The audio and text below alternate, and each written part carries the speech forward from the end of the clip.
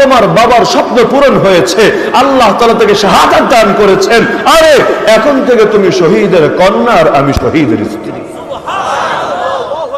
এমনকি রোম সম্রাট হিরাক্লিয়াস, তার সঙ্গে কথোপকথন হয়েছিল আবু সুফিয়ানের।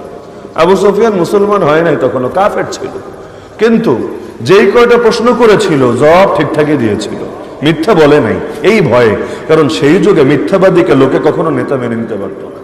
আবু সুফিয়ান নিজে বলেছে, যদি এই ভয় না থাকতো, লোকে আমাকে মিথ্যাবাদী বলে সমাজে ছড়ায় দিবে, আমি সেই দিন চান্সে 2-4টা মিথ্যা কথা বলে দিতাম। কারণ লবিস্ট যারা লাগে, কিন্তু ব্রোকার লবিস্ট শুনতে তো মজাই লাগে। মদ খায়, মদখোর শুনলে খুব ঘৃণা চলে আসে।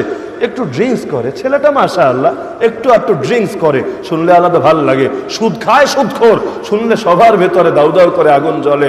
একটু ইন্টারেস্ট নেয়, মুনাফা নেয়।